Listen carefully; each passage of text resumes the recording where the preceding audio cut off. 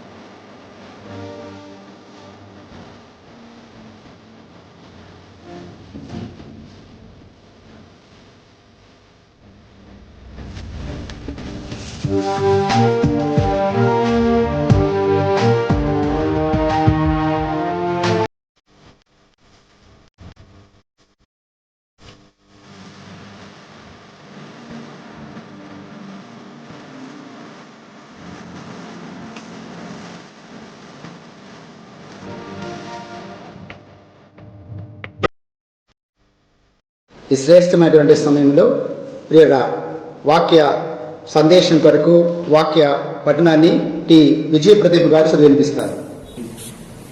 Praise lord. నేటి బుధవారం ఆరాధనకై ఏర్పాటు చేయబడిన వాక్య భాగము అపోస్తలుడైన పౌలు కొరింథీయులకు రాసిన మొదటి పత్రిక 7వ అధ్యాయం 17వ వచనం నుంచి 20వ వచనం వరకు చదువుకుందాం. అయితే ప్రభువు ప్రతివానికి ఏ స్థితి నియమించనో, దేవుడు ప్రతివానిని ఏ స్థితి యందు పిలిచెనో ఆ స్థితి యందే నడుచుకొనవలెను. ఈ ప్రకారమే సంఘములన్నిటిలో నియమించుచున్నాను. సున్నతి పొందిన వాడెవడైనను పిలువబడినా ఆ సున్నతి పోగొట్టుకొనవలదు. సున్నతి పొందని వాడెవడైనను పిలువబడినా సున్నతి పొందవలదు. దేవుడు ఆజ్ఞలను అనుసరించుటయే ముఖ్యము గాని సున్నతి పొందుట యందు ఏమీ లేదు, సున్నతి పొందకపోవుట యందు ఏమీ లేదు. ప్రతివాడు ఏ స్థితిలో పిలువబడినో ఆ స్థితిలోనే ఉండవలెను. దేవుడు తన పరిశుద్ధ వాక్యం దీవించి ఆశీర్వదించునుగాక. ఈ సమయంలో వాక్య సందేశం కొరకు ప్రార్థన ఎన్ వరప్రసాద్ గారు. వాక్యం కొరకు ప్రార్థన చేస్తున్నాం. మహాపరిశుద్ధుడ, మహాగుణుడ, నీ ఘనమైన నామానికి స్థుతులు స్తోత్రాలు చేసుకుంటున్నాం. విషయ ప్రభునైనా ఇంతవరకు మన సజీవ లెక్కలో ఉంచి ఈ విధంగా నేను స్థుతించిన భాగ్యం మాకు దయచేసినందుకు పొలాన్ని నేర్చుకున్నానైనా అని ప్రభునైనా ఇంతవరకు నేను పాటలతో మహింపరచుండగా ప్రభు మస్తులపైన ఆశ్రయించడానికి వందనం చేసుకున్న విషయ. అలాగే ప్రభునైనా ఈ సమయంలో మీ దాసుడు ప్రభా నిలబడి అన్న వాక్యాన్ని ప్రకటిస్తున్న ప్రభునైనా ఆ వాక్యానుసారంగా మేము నడుచుకునే వారుగా మంచి నడుపుకున్నాం ఏసయ్య. అవును ప్రభా, వాక్యం చదువుకొని ఆ వాక్యానుసారంగా జీవించేవారుగా మమ్మల్ని ఉంచండి ఏసయ్య. కేవలం వాక్యం చదువుకునే వాటిని మాత్రం కాకుండా నేను మా హృదయంలో బదిలీపరచుకొని ఏసయ్య ఈ మార్గంలో మమ్మల్ని నడిచేవారుగా మమ్మల్ని ఉంచండి నడుపుకున్నాం ఏసయ్య. అలాగే ప్రభు, నీ దాసుని సిలువ చాటును మరుగుపరచుకోండి. మాకు కావాల్సిన ఆత్మీయ ఆహారం మాకు దయచేయమంటున్నాం ఏసయ్య. అవును ప్రభు, నేను ఈ వాక్యం విని ప్రభు ఎంతోమంది ప్రభు నేను రక్షణ వానికి ప్రభు రక్షణ భాగ్యం మారు మనసు తెచ్చినట్టున్నాం ఏసయ్య. అవును ప్రభు, నేను ఏ వాక్యం అయితే అవసరం ప్రభు ప్రతి ఒక్కరి ప్రభావ ప్రసన్నంగా మీరు మాట్లాడమేట్టుకున్నాం ఏసయ్య. అవును ప్రభు, నేను వాక్యం చదువుకునేనైనా భయంతో భక్తితో ప్రభావ ప్రతిరోజు నేను దాన్ని ధ్యానించే వారిగా మమ్మల్ని నుంచి నేర్చుకుంటున్నాం ఏసయ్య. అవును ప్రభు, నేను ఇంకా ప్రభావ ఎవరైతే అస్వస్థత బాధపరిచిన వారిని స్వస్థపరచండి. అవును ప్రభు, నేను ఇంతవరకు కాపాడిన వారిని చేర్చుకుంటూ చేస్తున్నాను ప్రార్థించాలి పెడుతున్నాం ప్రియ పరలోకపు తండ్రి. యేసు ప్రభుల వారి ప్రశస్తమైన శుభనామానికి మహిమ కలుగుగాక. ప్రార్థనతో ఈ కార్యక్రమంలో ముందుకు సాగిపోదామండి. ప్రార్థించుకుందాం. పరిశుద్ధుడు అయిన మా తండ్రి, ప్రేమ నమ్మకమైన మా ప్రభా, నీకు వందనాలు చెల్లించుకుంటున్నాం తండ్రి. బైబిల్ స్టడీ కార్యక్రమంలో మరొక వారాన్ని మీరు మమ్మల్ని ప్రేమించి మాకు అనుగ్రహించిన విధానాన్ని బట్టి వందనాలు చెల్లించుకుంటున్నాం. నీ దాసుని బలపరిచి నీ ఆత్మ శక్తి చేత నింపి నీ పాత్రగా వాడుకోమని తండ్రి ప్రార్థిస్తున్నాం. ఎంతమంది నీ వాక్యం వింటున్నారో వారందరి హృదయాల్ని కదిలించమని యేసు నామములో అడుగుచున్నాం తండ్రి, ఆమేన్. మంచిది ప్రియులరా, సర్వశక్తి గల దేవాది దేవుడు మనం ప్రేమించి సజీవ లెక్కలో ఉంచి మరొక వారాన్ని మనకు ప్రభువు వారు అనుగ్రహించిన విధానాన్ని బట్టి ప్రభునామలు మీ అందరికీ కూడా, ఈ కార్యక్రమాన్ని వీక్షిస్తున్న వారందరికీ కూడా ద యునైటెడ్ క్రిస్టియన్ చర్చి హృదయపూర్వకమైనటువంటి వందనాలు చెల్లిస్తుంది. రండి, ఇది బైబిల్ స్టడీ కనుక మీ బైబిల్స్ ఓపెన్ చేయండి, మీ నోట్ బుక్స్ ఓపెన్ చేయండి, పెన్స్ తీసుకోండి. వరుస క్రమంలో మనము ధ్యానం చేస్తాం. గత వారం నేను మీకు 3 విషయాలు ప్రియులరా తెలియపరిచాను, మరలా జ్ఞాపకం చేస్తున్నాను. ఒకటి, మరి పౌలు ఇలా చెప్పాడు, నేను క్రీస్తుని పోలి నడుచుకున్నట్లుగా మీరు నన్ను పోలి నడుచుకోమని చెప్పాడు. రెండవదిగా మనం ప్రభుని పోలి నడుచుకోవాలని తెలియపరిచాను. మూడవదిగా మనం విశ్వాసంతో గమనించండి నడుచుకోవాలని. ఈ రీతిగా 3 విషయాలు గత వారం నేను మీకు తెలియపరిచాను. మరి ఈ వారం మరొక 3 విషయాలు మనం ధ్యానం చేసుకుందాం. ప్రభు కృపలో ముందుకు సాగిపోదాం. మరలా మీకు జ్ఞాపకం చేస్తున్నాను, మనం క్రైస్తవ నడకని గురించి ధ్యానిస్తూ ఉన్నాం. కాబట్టి క్రైస్తవులుగా ఈ భూమి మీద మనం ఎలా నడుచుకోవాలో అన్న విషయాల గురించి మీకు తెలియపరుస్తున్నప్పుడు జాగ్రత్తగా ఈ మాటల మీద మీరు మనసు పెట్టవలసిందిగా మనం చేస్తున్నాం. చూడండి, పౌలు గారు కొరింథీయులకు రాసినటువంటి మొదటి పత్రిక 7వ అధ్యాయం, కొరింథీ సంఘానికి రాసిన మొదటి పత్రిక 7వ అధ్యాయం 17వ వచనాన్ని మీకు చదివి వినిపిస్తున్నాను. అయితే ప్రభు ప్రతి వానికి ఏ స్థితి నియమించునో, దేవుడు ప్రతి వారిని ఏ స్థితి అందు పిలుచునో ఆ స్థితి అందే నడుచుకొనవలెను. ఈ ప్రకారమే సంఘములన్నిటిలోనూ నియమించుచున్నాను అంటున్నాడు. ఆ తరువాత 20వ వచనం మీకు నేను చదువుతున్నాను. 20వ వచనం, ప్రతివాడు ఏ స్థితిలో పిలువబడినో ఆ స్థితిలోనే ఉండవలెను అంటున్నాడు. అలాగే 23, 24 వచనం చదువుతున్నాను. మీరు విలువ పెట్టి కొనబడిన వారు గనుక మనుషులకు దాసులు కాకుడి, సహోదరులారా, ప్రతి మనుషుడును ఏ స్థితిలో పిలువబడినో ఆ స్థితిలోనే దేవునితో సహవాసం కలిగి ఉండవలెను. కాబట్టి మీకు నేను 7వ అధ్యాయంలో 17వ వచనం, 20వ వచనం, 23, 24 వచనం మీకు నేను చదివినిపించాను. ఇందులో పౌలు గారు ఏమని రాస్తున్నాడు అంటే, మనం చూస్తే ప్రభు మమ్మలను అనగా మనలందరినీ పిలిచినప్పుడు మనకు ప్రభు ఏ స్థితిలో ఉండేదాని కొరకు పిలిచాడో మనమందరం కూడా ఆ స్థితిలోనే ఉండి నడుచుకోవాలని తెలియపరచాడు. కాబట్టి ఇవాళ మొట్టమొదటి విషయం మీరు రాసుకోండి, ప్రభు మనలను పిలిచినటువంటి స్థితిలో ఉండి నడుచుకునుట. మళ్ళీ చెప్తున్నాను, రాసుకోండి, ప్రభు మనలను ఏ స్థితిలో పిలిచాడో ఆ స్థితిలోనే ఉండి మనము నడుచుకోవాలి.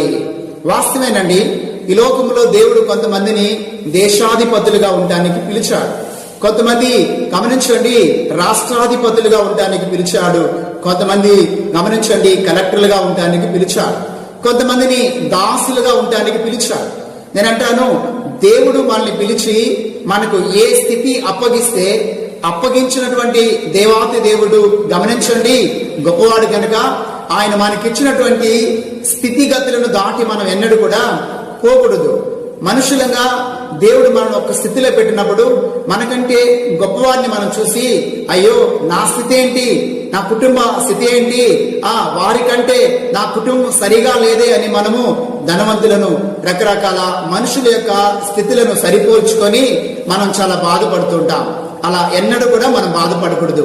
అందుకనే పౌలు క్షుణ్ణంగా తెలియపరుస్తున్నాడు, సహోదరులారా ప్రతి మనుషుడు ఏ స్థితిలో పిలువబడినో, 24వ వచనంలో ప్రతి మనుషుడు ఏ స్థితిలో పిలువబడినో ఆ స్థితిలోనే దేవునితో సహవాసం కలిగి ఉండాలని చాలా స్పష్టంగా దేవాతి దేవుడు మనందరితో కూడా మాట్లాడుతున్నాడు.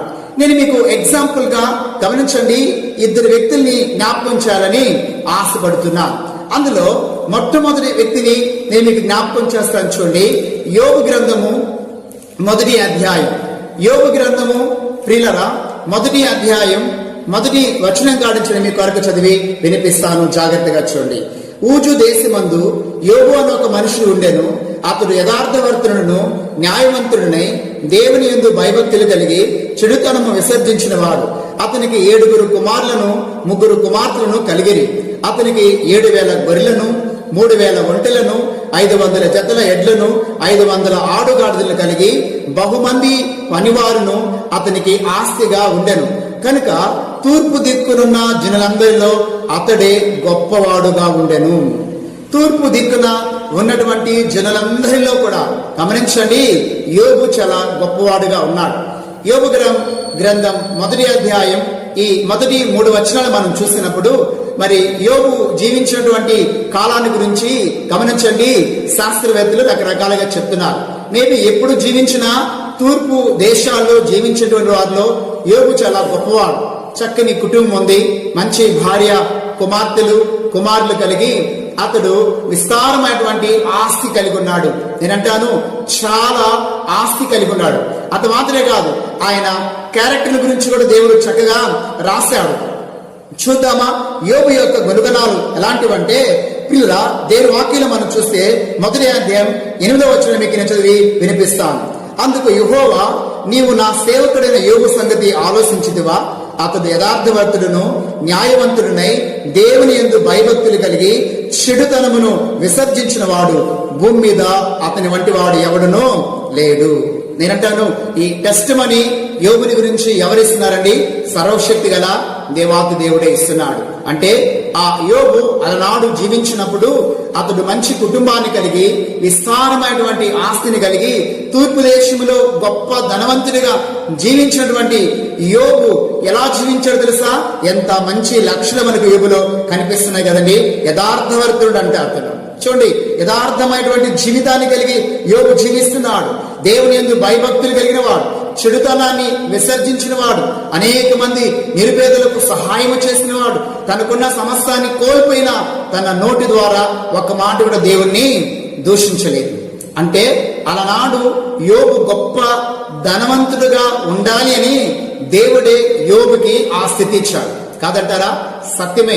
అయితే యోబుని దేవుడు గొప్ప ధనవంతుడుగా ఆ స్థితిలో పెట్టినప్పుడు ఆలోచించండి, యోబు దేవుని పట్ల ఎంతో భయభక్తులు కలిగినటువంటి వ్యక్తిగా జీవించాడు. వాక్యంలో మనం చూస్తున్నాం. ఇంకొక వ్యక్తిని మీకు నేను జ్ఞాపకం చేస్తాను. చూడండి, లూకాసు వార్త 16వ అధ్యాయం. లూకాసు వార్త 16వ అధ్యాయం ప్రియులరా 20-21 వచనాలు మీకు నేను చదివి వినిపిస్తాను. లాజరు అను ఒక దరిద్రుడు ఉండెను. వాడు కురుపులతో నిండిన వాడై ధనవంతుని ఇంట వాకిట పడి ఉండి అతని బల్ల మీద నుండి పడు రొట్టె ముక్కలతో ఆకలి తీర్చుకొనబోరెను. అంతేకాక కుక్కులు వచ్చి వాని కురుపులు నాకెను. ఆ దరిద్రుడు చనిపోయి దేవదూతల చేత అబ్రహాము రొమ్మున ఆనుకునుటకు కొనుపోబడెను. మొదలాడుతున్నా, మీరు ఆలోచించండి. రెండో వ్యక్తినిగా నేను మీకు లాజరును చూపిస్తున్నాను. యేసయ్య చెప్పినటువంటి ఈ ఉపమానంలో ధనవంతుడు ఉన్నాడు, లాజరు ఉన్నాడు. ధనవంతుని మనం పక్కన పెడదాం. లాజరుని మనం చూస్తే అతని వైఖరి ఏంది? సొంత నివాసం లేదు, అతనికి కుటుంబం ఉన్నట్లుగా కనిపించటం లేదు, తన వారు ఎవరు ఉన్నట్లుగా మనకి ఇక్కడ కనిపించటం లేదు. పైపెచ్చు వీడు దరిద్రుడు. అది మాత్రమే కాదు, శరీరం అంతా కురుపులు, కుక్కలు నాకుతూ ఉన్నాయి. నేనంటాను, ఇతనికి బంధువులు స్నేహితులు ఎవరైనా ఉన్నారా అంటే కనిపెట్టుకొని కుక్కలే అని చెప్పాలి, ఇంకెవరు కూడా లేదు. ధనవంతుడు తిని పడవేసినటువంటి ఆ ఎంగిలి మెతుకులు, ఆ రొట్టె ముక్కలు తింటూ జీవితాన్ని కొనసాగించుకుంటున్నాడు. నేనంటాను, ఈ యొక్క లాజరుకి ఆ స్థితి ఇచ్చింది ఎవరండి? సర్వశక్తి గల దేవాతి దేవుడే కదా. నేనంటాను, ఆ స్థితిలో ఉన్నటువంటి లాజరు ఎప్పుడు కూడా ఏంటి నాది ఈ స్థితి, ధనవంతుని స్థితి ఏంటి అని దేవుణ్ణి దూషించినట్లేదు. తన భక్తిని ఏమాత్రం కూడా గమనించండి సన్నగించినట్లేదు. ఎందుకు ఈ మాట చెప్తున్నా అంటే, లాజరు చనిపోయినప్పుడు దేవదూతల చేత అబ్రహాము రొమ్మును ఆనుకుంటకు కొనిపోబడ్డాడు. ఒకవేళ లాజరు దేవుని పట్ల భయభక్తులు కలిగి ఉండకపోతే, దేవుణ్ణి దూషించి ఉంటే, దేవుని పట్ల విశ్వాసం లేకపోతే, పరిశుద్ధమైన జీవితం లేకపోతే దేవదూతల చేత అబ్రహాము రొమ్మున ఆనుకోవడానికి పోయిండేవాడు కాదు కదండి. అంటే మీకు నేను గమనించండి, 2 రకాల మనుషుల గురించి తెలియపరచా. ప్రపంచంలో ఉన్న వారందరూ కూడా 2 రకాలే.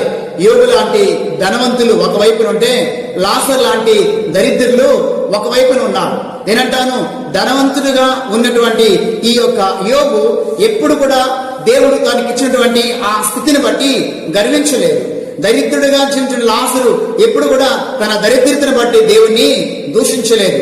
అంటే వాక్యం మనకేమని బోధిస్తుందంటే, దేవుడు నిన్ను నన్ను పిలుచుకున్నవాడు మనకు ఏ స్థితి అయితే మనకి ఇవ్వాలో, ఏ స్థితిలో మనల్ని గమనించండి కూర్చుండబెట్టాలో, ఏ స్థితిలో మనం నిలబెట్టాలో ఆ దేవుడికి తెలుసు. ఆ దేవుడే మనల్ని ఆ స్థితిలో ఉంచాడు. నువ్వు ఏ స్థితిలో ఉన్నావు? నేనంటాను, నీ స్థితిని బట్టి దేవుని ఎప్పుడు నువ్వు దూషించవద్దు. ఒకవేళ ఔన్నత్యమైన స్థితిలో పెడితే దేవుని గణపరచు. ఒకవేళ దేవుడు అల్పమైన స్థితిలో పెడితే, నాకు ఇచ్చినది ఈ స్థితి దేవుడే కదా అని ఆ స్థితిని బట్టి దేవుని మహిమపరచు. అందుకని పౌలు అంటాడు, నేను సంపన్న స్థితిలో ఉండా మెరుగుదును, దీన స్థితిలో కూడా ఉండా మెరుగుదును అంటున్నాడు. కాబట్టి వాక్యం అంతో చాలా స్పష్టంగా మాట్లాడుతున్నది. ఒక వాక్యాన్ని నేను మీకు చూపించాలని ఆశపడుతున్నాను. చూడండి ప్రియురా, మనం ప్రసంగి గ్రంథం గమనించండి, 5వ అధ్యాయం. ప్రసంగి గ్రంథం 5వ అధ్యాయము ప్రియురా 19వ వచనం గురించి నేను మీకు చదివి వినిపిస్తాను. ప్రసంగి గ్రంథము 5వ అధ్యాయం 19వ వచనం చదివి మీకు నేను వినిపిస్తాను. మరియు దేవుడు ఒకనికి ధనధాన్య సమృద్ధిని ఇచ్చి దాని యందు తన భాగము అనుభవించుటకును, అన్నపానములు పుచ్చుకొనుటకును, తన కష్టార్జితమందు సంతోషించుటకును వీలు కలుగు చేసిన ఎడల అతనికి ఆ స్థితి ఆ దేవుని ఆశీర్వాదం వలన కలిగినది అనుకొనవలెను. అట్టి వానికి దేవుడు హృదయానందము దయచేసి ఉన్నాడు గనుక అతడు తన ఆయుష్కాల దినములను జ్ఞాపకము చేసుకొనడు. అంటే వాక్యంలో మనం చూస్తే ప్రసంగి చాలా చక్కగా రాస్తున్నాడు. ఒకనికి ధనధాన్య సమృద్ధినిచ్చి వానిందు తన భాగము అనుభవించుటకును అన్నపానములు ఇచ్చి, ఆలోచించండి, తన కష్టార్జితమును ఆలోచించండి, సంతోషంగా అనుభవించేదాని కొరకు దేవుడు ఒక స్థితి ఇచ్చినప్పుడు మీరు బాగా ఆలోచించండి. ఒక వ్యక్తి లగ్జరీగా జీవిస్తూ తాను ఆ స్థితిలో ఆ పరిస్థితులు ఒకవేళ అనుభవిస్తుంటే, మరొక వ్యక్తి కష్టపడి తన యొక్క కష్టార్జితము చేత అదేదైనా కావచ్చు దాన్ని అనుభవిస్తూ ఉంటే ఆ స్థితి అతనికి ఇచ్చింది. ఈ స్థితి ఇతనికి ఇచ్చింది సర్వశక్తి గల దేవాతి దేవుడే. అందుకనే అతడు ఆ స్థితిని బట్టి దేవుని ఏం చేయాలండి? మహిమపరచడం ఎన్నడూ కూడా మర్చిపోకూడదని మీకు నేను తెలియపరుస్తున్నాను. కాబట్టి ఈ భౌతికమైనటువంటి ఈ లోకములో మనం గొప్ప ఉన్నతమైనటువంటి స్థితిలో ఉన్నా, లేకపోతే అల్పమైనటువంటి స్థితిలో ఉన్నా, ఈ 2 ప్రాముఖ్యమైనవి కాదు. ఒక మాట నేను చెప్తాను, ఆలోచించండి. నీవు ధనవంతుడిగా ఉండటానికి దేవుడు ఒకవేళ పిలిచి ఆ స్థితి ఇచ్చినా, దరిద్రుడిగా ఉండటానికి దేవుడు పిలిచి ఆ స్థితి ఇచ్చినా, 2 స్థితుల్లో ఒక్క స్థితి మనం కలిగి ఉండాలి. అదేమిటో తెలుసా? చూడండి, కీర్తన భాగంలో 144వ కీర్తన ప్రియులారా 15వ వచనాన్ని మీకు నేను చదివి వినిపిస్తున్నాను. 15వ వచనం, ఇట్టి స్థితి గలవారు ధన్యులు. ఏ స్థితి కలిగిన వారు? యెహోవా తమకు దేవుడుగా గల జనులు ధన్యులు. అబ్బా, ఎంత మధురమైన మాట చూడండి. ఇట్టి స్థితి గలవారు ధన్యులు. ఏ స్థితి గలవారండి? యెహోవా తమకు దేవుడుగా గల జనులు. నేను అంటాను, యోబుకి ఎవరు దేవుడు? ఆలోచించండి, దరిద్రుల లాజరుకి ఎవరు దేవుడు? మీరు ఆలోచించండి.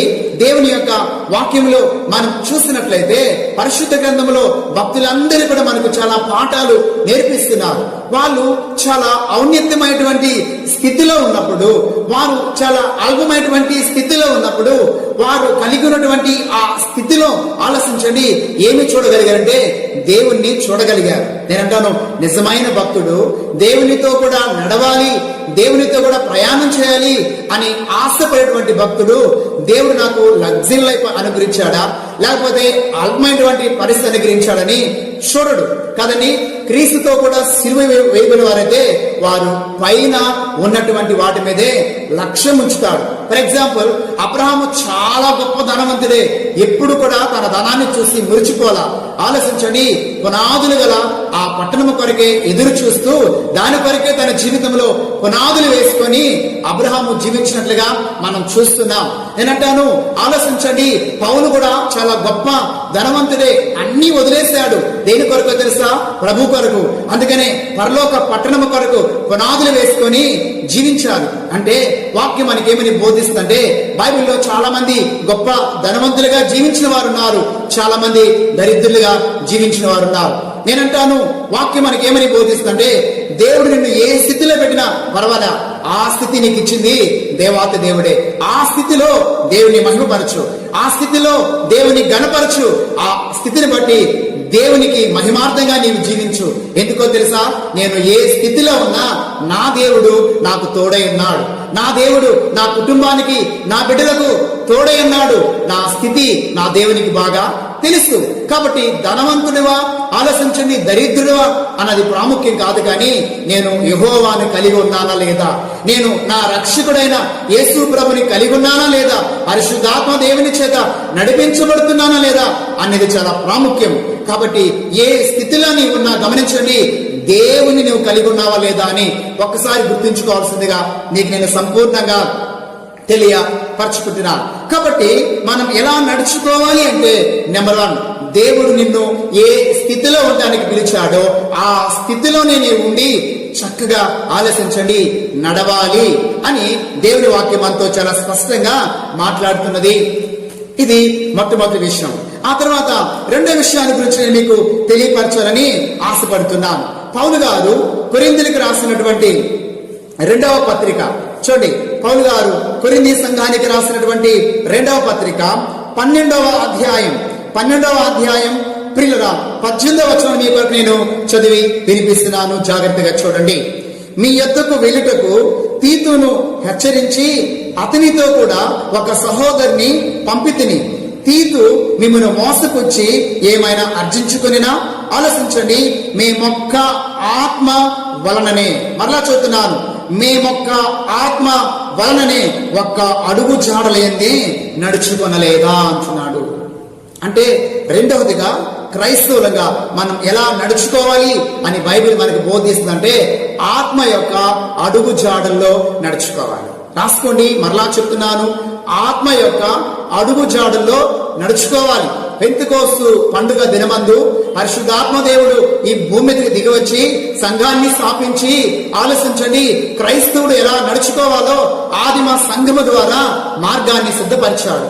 ఆయన తన అడుగులు వేసి జాడులు మనకు ఈ భూమి మీద పెట్టి ఉన్నాడు. అందుకనే క్రైస్తవులందరూ కూడా, క్రీస్తును ఎరిగిన వారందరూ కూడా, క్రీస్తు రక్తము చేత కడగబడిన వారందరూ కూడా ఆ గోల్ పరలోక పట్టణాన్ని సాధించుకోవాలంటే ఆలోచించండి, ఎలా నడుచుకోవాలంటే ఆత్మ దేవుని యొక్క ప్రత్యక్షతను గ్రహించి ఆత్మ దేవుని యొక్క అడుగు జాడుల్లో, అంటే ఆత్మ ఎక్కడైతే అడుగు వేసాడో ఆ అడుగుల్లోనే మన అడుగు వేసుకుంటూ పోవాలి. ఇక్కడ పౌలు అదే చెప్తున్నాడు. ఏమని చెప్తున్నా అంటే, నేనును తీతును ఒక్క ఆత్మ చేతనే నడిపించబడుతున్నామన్నాడు. మీకు ఈ మాట చెప్తున్నప్పుడు నాకు మరొక వ్యక్తి జ్ఞాపకం వస్తున్నాడు. చూడండి, దేవుని యొక్క వాక్యములో మనం చూసినప్పుడు 2వ రాజుల గ్రంథము 5వ అధ్యాయం, 2వ రాజుల గ్రంథము 5వ అధ్యాయము 27వ వచనాన్ని ఆలోచించండి. ఇంకొంచెం పైకి వెళ్ళి కూడా మీకు నేను చదివి వినిపిస్తాను. 2వ రాజుల గ్రంథము 5వ అధ్యాయం 26వ వచనం కాడించి మనం చదువుకుందాం ప్రియులారా. అంతటా ఎలీషా వానితో, ఆ మనుషుడు తన రథము దిగి నిన్ను ఎదుర్కొనుటకు తిరిగి వచ్చినప్పుడు నా మనస్సు నీతో కూడా రాలేదా? అబ్బాయి, ఎంత అద్భుతమైన మాట. మళ్ళీ చదువుతాను చూడండి. అంతటా ఎలీషా వానితో, ఆ మనుషుడు తన రథము దిగి నిన్ను ఎదుర్కొనుటకు తిరిగి వచ్చినప్పుడు నా మనస్సు నీతో కూడా రాలేదా అంటున్నాడు. మనకు తెలుసు కాదండి ఈ సందర్భం. ప్రియులరా, నయమాను తీసుకొని వచ్చినటువంటి ఆ వస్త్రాలు, ఆ వెండి ఆలసించండి తనకు వద్దు అని ఎలీషా తిరస్కరించినప్పుడు నయమాను చూసి ఆశపడ్డాడు. ఎలీషా ప్రార్థించుకోవడానికి లోపలికి వెళ్ళగానే తెలియకుండా వెళ్ళి అబద్ధము చెప్పి అవి తెచ్చుకొని తన యొక్క గదిలో దాచుకున్నాడు. వెంటనే తెలియనట్టుగా ఎలీషా ముందు నిలబడ్డాడు. ఎలీషా అడిగాడు గెహాజీని, ఎక్కడికి వెళ్ళావు గెహాజీ అని అడిగాడు. ఎక్కడికి వెళ్ళలేదయ్యా అన్నాడు. అప్పుడు అంటున్నాడు కదా ఎలీషా, నీవు అతని దగ్గరికి వెళ్ళి రథాన్ని ఎదుర్కొని నీవు వాటిని ఆశించి నేను వద్దు, దేవుడు వద్దని తిరస్కరించిన వాటిని తెచ్చుకోవటానికి వెళ్ళినప్పుడు నాలో ఉన్న ఆత్మ నీతో కూడా రాలేదా అంటున్నాడు. ఆలోచించండి, దేవుని వాక్యంలో మనం చూస్తే వీరి మనస్సులు ఏకీభవించున్నాయి. నేనంటాను, ఆత్మలను మనస్సులను ఏకీభవించేది ఎవరు? ఇక్కడ దేవుని వాక్యంలో మనం చూసినప్పుడు ఈ ఎలీషా యొక్క, అలాగే గమనించండి ఈ యొక్క గెహాజీ యొక్క ఆత్మను ఏకీభవించింది ఎవరు? ఒక మాట చూడండి. ఎఫెసీయులకు రాసినటువంటి పత్రిక 4వ అధ్యాయం, ఎఫెసీ పత్రిక 4వ అధ్యాయము 1వ వచనాన్ని మీకు నేను చదివి వినిపిస్తాను ప్రియులారా. కాబట్టి మీరు సమాధానమును బంధము చేత ఆత్మ కలిగించు ఐక్యమును కాపాడుకుంటేందో శ్రద్ధ కలిగి. అంటే పరిశుద్ధాత్మ దేవుడు ఏం చేస్తున్నాడు? భక్తుల యొక్క మనస్సులను ఏకీభవిస్తున్నాడు. ఇప్పుడు ఎలీషా యొక్క, గెహాజీ యొక్క మనస్సులను కలిపింది ఎవరంటే ఆత్మదేవుడే. అంటే గెహాజీ వెళ్ళినప్పుడు ఆ ఆత్మ అతనితో కూడా వెళ్ళిందని అర్థం. అంటే వాక్యములో మనం చూసినప్పుడు అక్కడ పౌలు, అలాగే గమనించండి మనం చూస్తున్నాం మరి తీతు, అలాగే తిమోతి, అలాగే ఇక్కడ మనం చూస్తున్నప్పుడు ప్రియులరా ఎలీషా, గెహాజీ, ఏలియా, ఎలీషాలు, ఇలా గమనించండి సేవ చేసినటువంటి భక్తులందరూ కూడా వారు ఒకరితో ఒకరు తమ మనస్సులను కలిపింది ఎవరంటే పరిశుద్ధాత్మ దేవుడే. వీరు ఒకరిని చూసి ఒకరు నడుచుకున్నారు. అంటే వాక్యములో మనం చూసినప్పుడు వారిని ఐక్యపరిచి నడిపించింది ఎవరై అంటే పరిశుద్ధాత్మ దేవుడు. నేనంటాను, ఏలియా నడిపించబడినటువంటి ఆత్మ చేత దుప్పటి పొందుకున్నప్పుడు ఆలోచించండి, ఆ దుప్పటి అయినటువంటి పరిశుద్ధాత్మ దేవుడు ఏం చేశాడంటే ఆ ఆత్మదేవుడు ఏలియాను ఎక్కడైతే నడిపించాడో ఆ అడుగు జాడుల్ని గుర్తించి ఎలీషా కూడా అదే అడుగు జాడులు నడిచినట్లుగా మనం చూస్తున్నాం. దేవుని వాక్యం వింటున్నటువంటి దేవుని సంగమా, దేవాతి దేవుడు నీతోనే ఈ శ్రేష్టమైనటువంటి సమయంలో ఆయన మాట్లాడుతూ ఉన్నాడు. ఏమని మాట్లాడుతున్నాడంటే ప్రభు బిడ్డలమైనటువంటి మనమందరినీ, ఒకవేళ ప్రపంచంలో అనేక డినామినేషన్లు ఉండవచ్చు, వేల రకాల సంఘాలు ఉండవచ్చు, లక్షల కొలది క్రైస్తవులు ప్రపంచమంతా రకరకాల సంఘాల్లో ప్రభుని సేవించవచ్చు.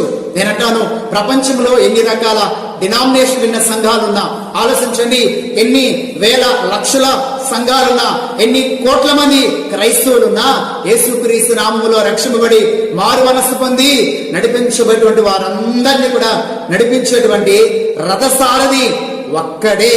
ఎవరో తెలుసా? పరిశుద్ధాత్మ దేవుడు. పరిశుద్ధాత్మ దేవుడు, పరిశుద్ధాత్మ దేవుడే వారందరినీ కూడా నడిపిస్తున్నాడు అని వాక్యం మనతో చాలా స్పష్టంగా మాట్లాడుతున్నది. అందుకనే చూడండి, పౌలు గారు రోమిలకు రాసినటువంటి పత్రికలో 8వ అధ్యాయం ప్రియులారా, మీ కొరకు నేను చదువుతున్నాను. 14వ వచనాన్ని చదువుకుందాం. రోమా 8:14. ప్రియులారా, దేవుని ఆత్మ చేత ఎందరు నడిపించబడుతురో వారందరూ దేవుని కుమారులైందురు. ఏలయనగా మరలా భయపడకు, మీరు దాస్యపు ఆత్మను పొందలేదు గాని దత్తపుత్ర ఆత్మను పొందితిరి. ఆ ఆత్మ కలిగిన వారమై మనము అబ్బా తండ్రి అని మొరపెట్టుచున్నాము. మనము దేవుని పిల్లలమని ఆత్మ తానే మన ఆత్మతో కూడా సాక్ష్యం ఇచ్చుచున్నాడు. ఎంత అద్భుతమైన మాటలు మీరు చూడండి. పౌలు గారు గమనించండి ఏమంటున్నాడు? దేవుని ఆత్మ చేత ఎందరూ నడిపించబడుదురు అంటే దాని అర్థం ఏంటండి? ఆత్మ అడుగు జాడుల్లో ఎంతమంది నడుచుకుంటారు. ఆత్మ దేవుడు ఎలాంటి వాడంటే మార్గాన్ని సిద్ధపరిచి ఆయన 2 అడుగులు ముందుకు వేసి ఆ తర్వాత అడుగులు నీకు నాకు చూపించి ఈ అడుగుల్లో అడుగులు వేసుకుంటూ నేను నడవమని చెప్తాడు. ఆయన అడుగులు వేయకుండా, ఆయన అడుగు జాడలు చూపించకుండా నడవమని ఎప్పుడు కూడా చెప్పడు. పరిశుద్ధాత్మ దేవుడు మనలో ఉండి మనకు ముందు అడుగులు వేసి, గమనించండి, అడుగు యొక్క జాడలు మనకు చూపించి ఆ అడుగు జాడల్లో నడుచుకోమంటాడు. నేనంటాను, ఆత్మ యొక్క అడుగు జాడల్లో మనం నడవగలగాలంటే ఒక్కటి, మనలో ఆత్మదేవుడు ఉండాలి. మనము ఆత్మదేవుని చేత నడిపించబడాలి. గమనించండి, అపోస్తులు మేడగదిలో పరిశుద్ధాత్మ దేవుని యొక్క శక్తి వారు పొందుకున్న తర్వాత ఏం చేశారండి? ఆత్మ చేతనేమో నడిపించబడ్డారు. మీకు ఒక ఎగ్జాంపుల్ నేను చూపిస్తాను చూడండి. అపోస్తుల కార్యగ్రంథము 16వ అధ్యాయం, అపోస్తుల కార్యగ్రంథం 16వ అధ్యాయము 6వ వచనం దగ్గర నుంచి మీకు నేను చదివి వినిపిస్తాను. ప్రియులారా, ఆసియాలో వాక్యము చెప్పకూడదని పరిశుద్ధాత్మ వారిని ఆటంకపరిచినందున వారు, గమనించండి, ఫ్రుగియా గలతీయ ప్రదేశముల ద్వారా వెళ్ళిరి. మూసియా దగ్గరకు వచ్చి బితునియాకు వెళ్ళుటకు ప్రయత్నం చేసిరి గాని యేసు యొక్క ఆత్మ వారిని వెళ్ళనీయలేదు. అంతటి వారు మూసియాను దాటిపోయి త్రోయాకు వచ్చిరి. మీరు గమనించండి, అపోస్తులను ఎవరు నడిపిస్తున్నారు? మీరు ఆలోచించారా?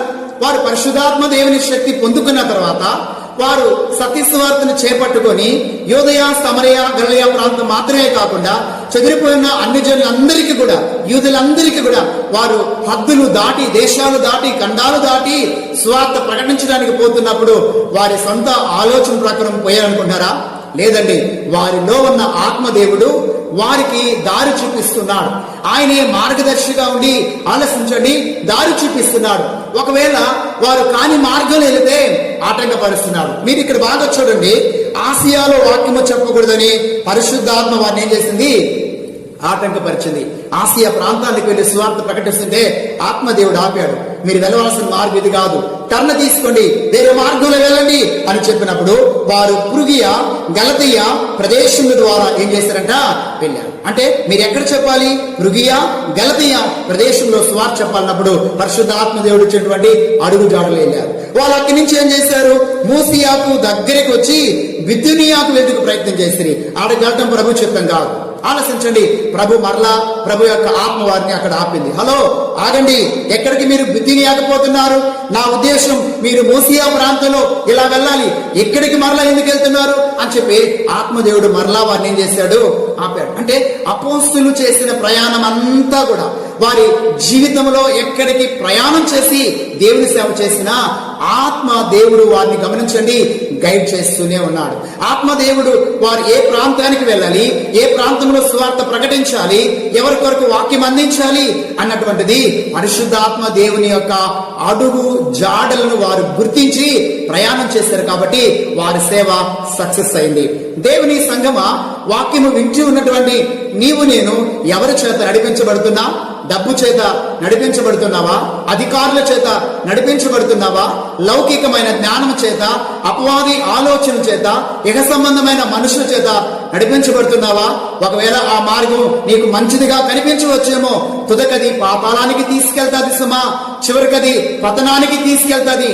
ఒకవేళ కష్టమైన, ఒకవేళ క్లిష్టమైన పరిస్థితులు ఏర్పడినా నీవు నేను మనమందరం కూడా ఎవరి చేత నడిపించబడాలంటే పరిశుద్ధాత్మ చేత నడిపించబడాలి. పరిశుద్ధాత్మ దేవుని యొక్క శక్తి మనం పొందుకున్నప్పుడు, ఆత్మదేవుని ప్రత్యక్షతలు మనం కలిగినప్పుడు, పరిశుద్ధాత్మ దేవుడు మనలో ఉన్నప్పుడు ఆయన మన ముందు అడుగులు వేసి, ఆ అడుగులు వేసి రమ్మని మనము వెళ్ళవలసినటువంటి మార్గంలో నడిపిస్తాడు. అందుకని దేవుని వాక్యం మనం చూస్తే ఆత్మ దేవుడంట, పరిశుద్ధాత్మ దేవుడంట.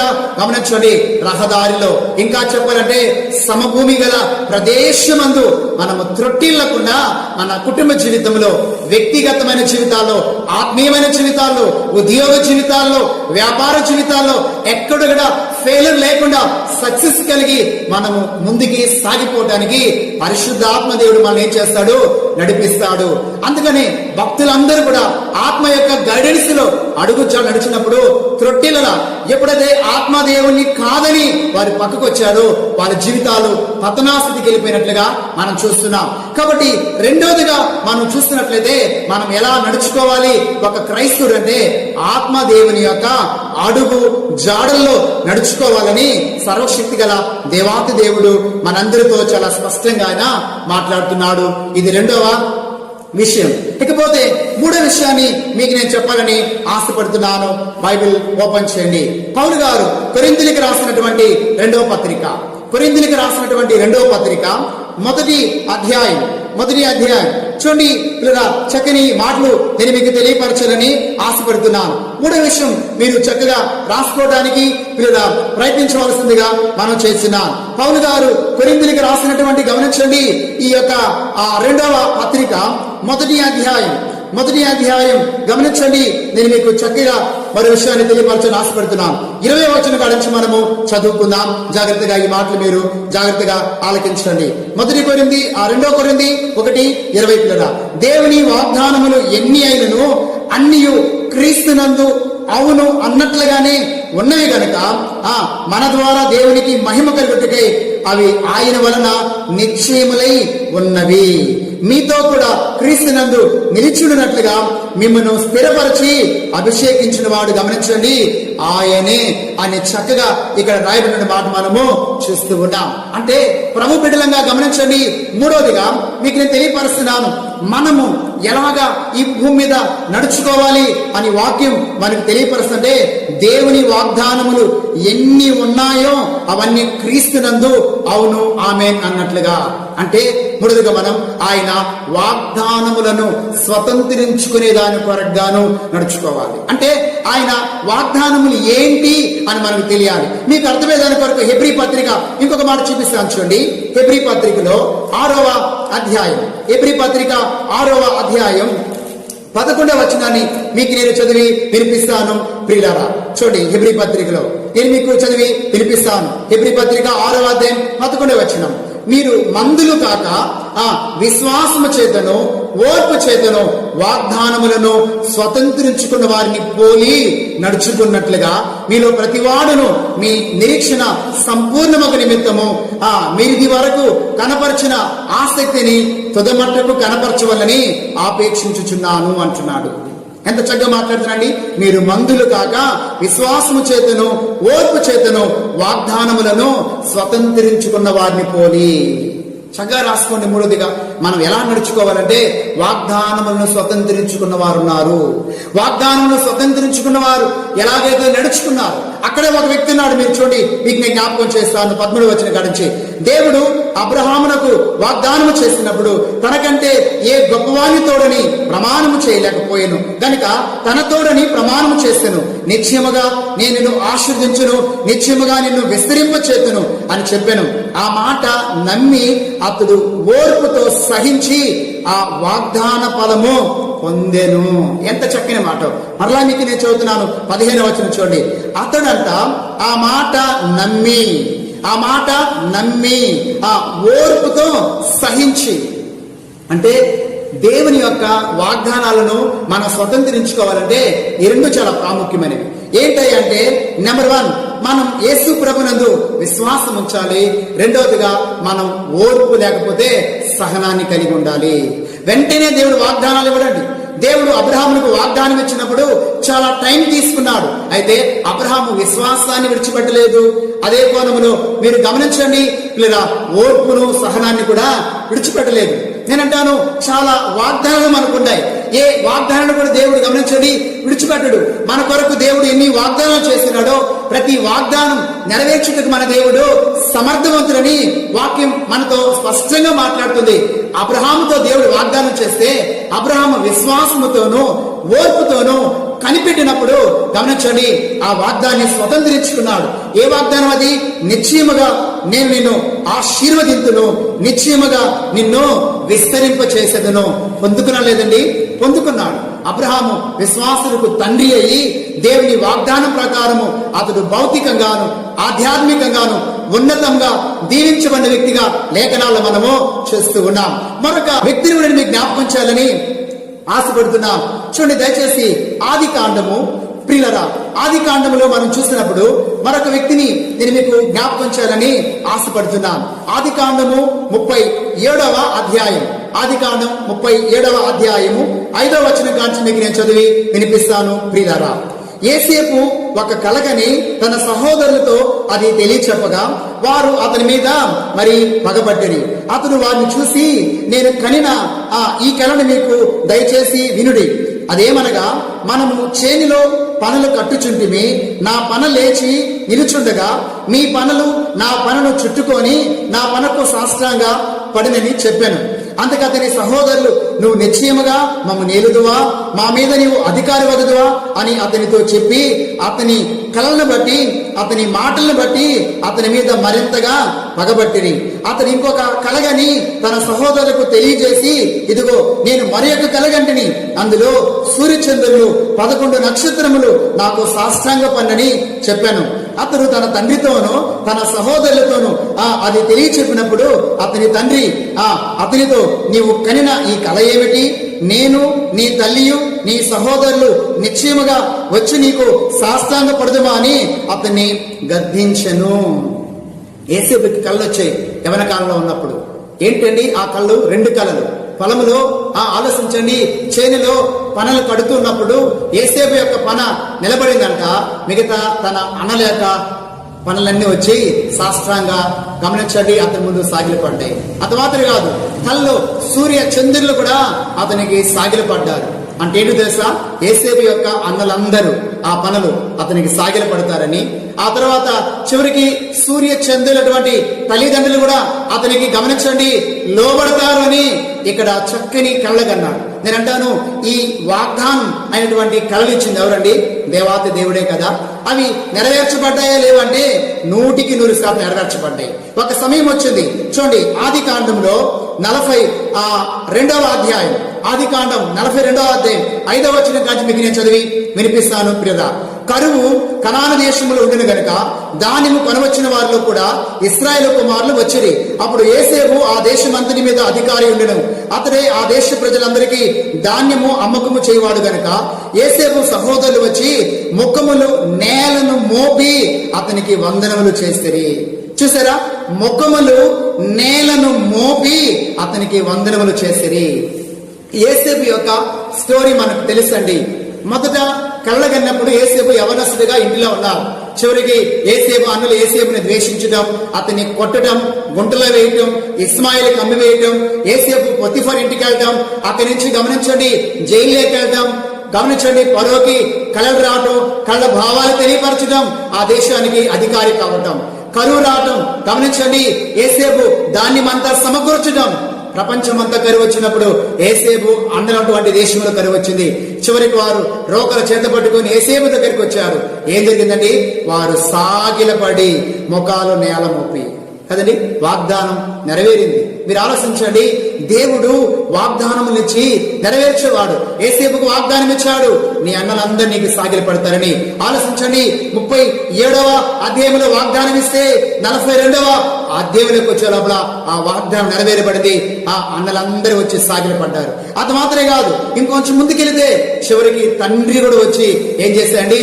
మరి తన యొక్క కుమారుడు దగ్గర మాత్రమే జీవితాన్ని కొనసాగించుకోవడానికి వీలైంది తప్ప అతనికి ఎక్కడ ఆహారం తరగల. అనగా సూర్య చంద్రులు కూడా అతనికి నమస్కారం చేసినట్లుగా ఈ వాగ్దానముడు దేవుడు నెరవేర్చాడు. అంటే వాగ్దానములు చేసిన దేవుడు, వాగ్దానం ఇచ్చేటువంటి దేవుడు ఎన్నడూ మనల్ని మర్చిపోడు. అవును కాదండి? మరొకసారి నేను మీకు జ్ఞాపకం చేస్తాను. చూడండి, పౌలు గారు కొరింథీయులకు రాసినటువంటి ఈ యొక్క 2వ పత్రికలో గమనించండి. 2వ పత్రికలో 1వ అధ్యాయం 20వ వచనంలో మనం చదువుకున్నాం కదండి.